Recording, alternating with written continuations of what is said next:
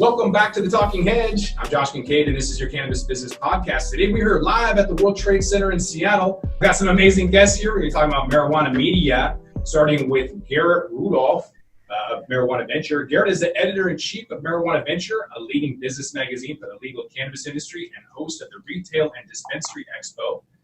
Marijuana Venture was the first monthly magazine focused on the legal cannabis industry, and the company now has published 80 print magazines since its inception. In 2015, it was named one of the 30 hottest launches out of more than 800 new titles across the country. Prior to launching Marijuana Venture, Garrett was the editor of a twice-weekly newspaper in Eastern Washington. After announcing in a column he was leaving the newspaper, Seattle area businessman Greg James contacted him about pick and shovel opportunities within Washington's newly regulated marijuana industry. Together, they started Marijuana Venture with the idea of targeting business owners, managers, and investors in the emerging recreational cannabis market. The publication began as an 8-page black and white newsletter that quickly gained acclaim among Washington's business hopefuls and eventually grew into an award-winning national distributed 164-page glossy magazine. The company has since expanded into the event sector with Interchange, a twice-yearly buying and selling event for Washington businesses, and the Retail and Dispensary Expo, an annual trade show specifically for cannabis business retailers. Garrett, thanks for being here today. Thank you. And then remotely, we have Dave Rheins. Dave is the founder of the Marijuana Business Association. The MJBA is a leading business organization in the fastest growing industry in America. The MJBA provides business intelligence, professional networking, and commercial opportunity for participants in the legal cannabis industry. Founded in 2012, Seattle-based MJBA hosts many cannabis industry trade shows, professional education seminars and workshops, and publishes the most popular MJ headline news on Facebook, mjnewsnetwork.com, Marijuana Green Pages, and Marijuana Channel 1 on YouTube.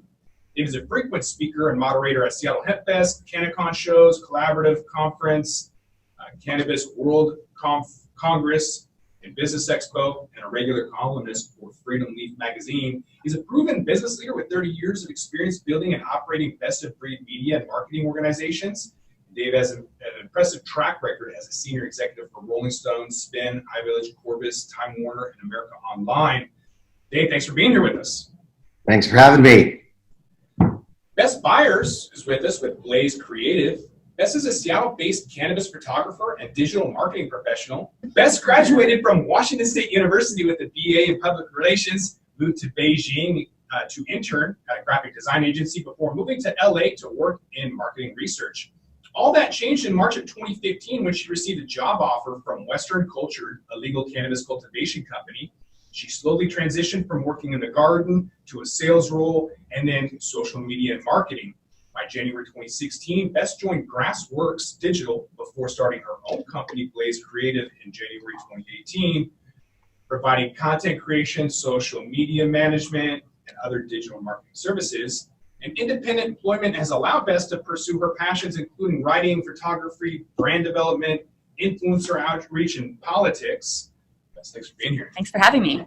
And also remotely with us is Cy Williams of Hi Canada. Cy is the editor and publisher for the long-standing Canadian cannabis culture publication, Hi Canada Magazine, as well as the recently launched Hi Europe Magazine. A staple within the Canadian cannabis community for the last several years, Hi Canada comes out monthly and serves its community by informing and educating Canadians on all things cannabis in both Canada and internationally. Cy, thank you for being here. And Sharon Whitson of Hempfest. Sharon is the Chief Operating Officer of Seattle Hempfest, joining the organization in 2004. She loves saying that a PTSA soccer mom runs Hempfest, as family is a huge focus in her life. Sharon quickly found that her project and business management background could be leveraged to help Hempfest evolve and was attracted by the passionate environment Hempfest creates. In 2012, she founded Hempfest Central, the organization's first office fronted by Hemp Culture, 420 Culture Store. As the 28th annual Hempfest approaches, she looks back on the 28 years of hardcore activism that laid the groundwork for legalization to blossom with great pride and determination. She said, quote, "We've come a long way, we still have a long way to go." And when she's not at Hempfest leading the charge towards Hempfest, she's loving camping, hiking, and spending time on the river with her family. Thanks for being here. Thank you for having me.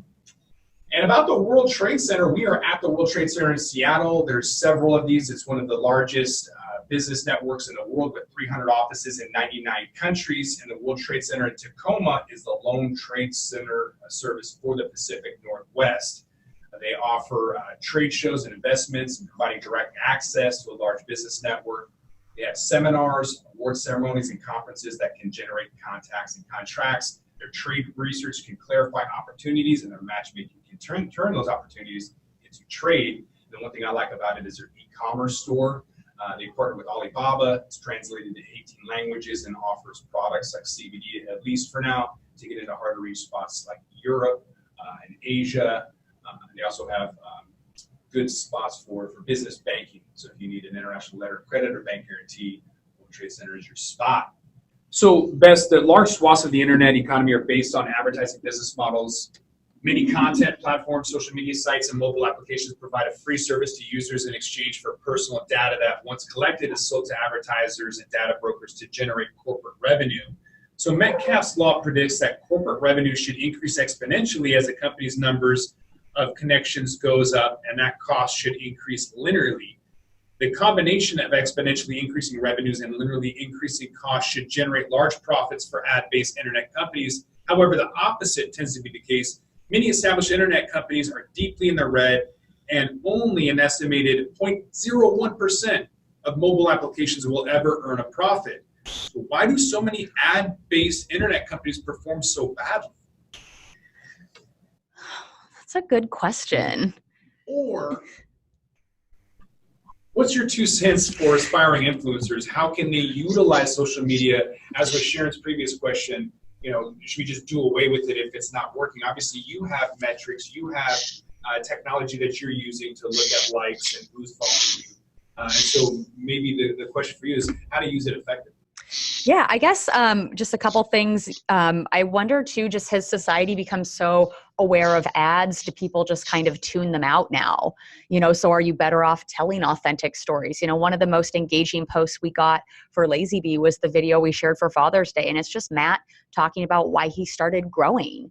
And people it was a really powerful story. People resonated with it. They wanted to share it. So yeah, advertising is important, but I think authenticity and telling your true story is maybe, in my opinion, more important. I also, with some of my clients, have found a lot of success, at least they have found success with social media, because when it comes to trying to reach out to new shops, to get in the shops, one thing that they are looking for is social media. Are you supporting your retailers on social? Are you engaging with your customers on social?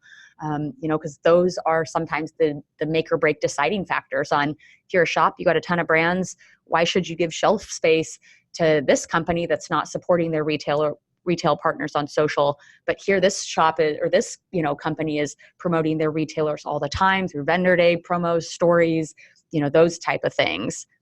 Real quick, the other question, what was it that you asked about? My 2 cents for aspiring influencers? Yeah, I would say this might sound harsh, but don't quit your day job. If I didn't have my agency when my accounts went down, I would have probably been homeless, or been really financially struggling. And I think that people think that you're going to somehow make a ton of money as an influencer, and it's just not true. There's so many people that want to be influencers that are getting into this space. It's really, really competitive. So if you do want to be an influencer, if you want to be a full-time influencer, make sure that you are being authentic to yourself. It's totally normal to seek inspiration from other people, but also don't let that cloud what you want to do. If you've got an idea and you think that it's different and you want to do it, go full steam ahead, give it your all, and really just be yourself. Stay transparent. I think that's kind of what we've been seeing a lot. Last question for the group is, where do you see opportunities for growth in 2019? So the future, all consumer technology and media companies will need to reinforce a focus on efficiency, even as they continue to expand, riding each new wave of opportunity. So significant investment will also be needed to assemble the right talent to put appropriate strategies in place to develop content, monetize new ventures through advertising or consumer pay models, and to maximize consumer engagement, attracting and retaining larger audiences if they are to compete in this very noisy consumer world. So this year ahead promises to be a time of exciting change as new trends and technologies drive innovation, disruption, and opportunities for growth in media and entertainment. So where do you see opportunities in the cannabis space in 2019? Let's start with you, Dave. Specialization, find a need, fill a need, don't try to be all things to all people. And the second one is collaboration. As I suggested earlier, you're going to see a consolidation in the marketplace. So, don't be afraid to partner with someone to share what you're doing. It's going to take a village to sustain the industry. Great advice. Garrett, what do you see in 2019 as opportunities in the space? Well, I think we've talked a lot about content and that kind of thing. And, I touched on it kind of briefly on the whole indica versus sativa subject. And, one of the things that I kind of see lacking in a lot of ways is kind of really original content out there. And sometimes we fall into that trap ourselves, and, whether that's intentional or unwittingly. I feel like this kind of also speaks to the question about digital publications and kind of why this digital advertising realm is kind of struggling, and how a lot of publishers, don't end up making it. You can kind of go to any online source and it feels like you feel the same things kind of over and over again. And it's, ends up being really hard in this space where you've got, 20 or 30 magazines, and you've got, countless websites, and you've got, every company has their own blog out there.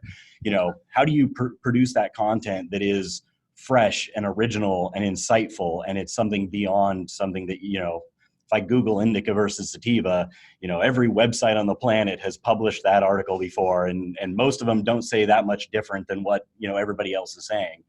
And one of the things I think with, increasing commercialization and increasing legalization and being able to, study this plant more is that, we're going to learn more about it. And, I think the idea that, whether it's something like indica sativa, or whether it's, medical benefits, or whether it's, these other things, maybe it's health effects of pesticides that we still really don't know. We suspect they're bad, but we don't really have a great handle on what those actually mean to people's health.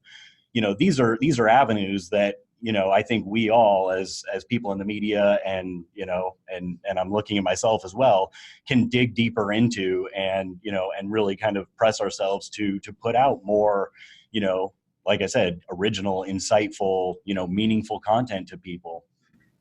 Sai, what are you seeing for opportunities of growth for next year? Lateral partnerships for sure, in order to create like really great, original, engaging content. And I love, my entire team loves seeing what's going on in the Caribbean and in Europe right now. Is they're a few years behind where we've just come out of. So it's that's exciting. The fight continues around the world. So that's where I see the next year or so for us. Bess, where are you seeing opportunities? Just more video content. That's probably the one thing that I've really seen, especially with the algorithm changes. Instagram, Facebook, even Twitter, they're really prioritizing video content. I've seen accounts grow, a few 100,000 followers in under a year just because they're doing so much video content.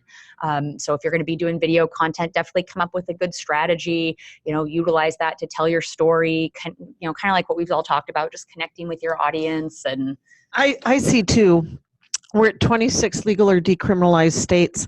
I'm looking for who's going to be number 27, 8, 9, and 30, because we're going to tip this federal prohibition scale here somewhat soon. I also want to, again, reinforce that, hey, we're suing the Liquor Control Board, and that's going to be the next big change that Washington State sees, because we're going to win back some advertising rights for the 502 businesses here. And I see opportunities. I'm going to echo on the Caribbean. Puerto Rico is an opportunity for a lot of places. And as consolidation, capitulation, and just the struggle in the industry persists, I think people who take advantage of opportunities like doing business in Puerto Rico with Act 20, giving you a 4% corporate tax cap, 50% tax credits, and in some cases 100% tax deductions is going to be the difference between bankruptcy and surviving, especially for CBD companies. And I would echo also with video is gaining traction. So with that, we're going to roll this one up. I'm Josh Kincaid. This is the Talking Hedge. I want to thank my guests. We have Garrett with Marijuana Venture. He's the editor-in-chief there at Marijuana Venture magazine. I also want to thank Bess Byers. Bess is with Blaise Creative. We also have right here Sharon. Sharon is with Hempfest. Day one starts on Friday, so congratulations on 28 years. Yay. On the line with us remotely is Dave Rheins with MJBA, the Marijuana Business Association. I want to thank you for being on the show with us today, Dave. Thanks for having me. And of course, Cy Williams with High Canada Magazine and High Europe Magazine. Congratulations on the expansion, and thanks again for being with us. It was an absolute pleasure. Thanks for having me. So don't forget to like, share, and subscribe, or don't. And I'm out. Yay! Thank you.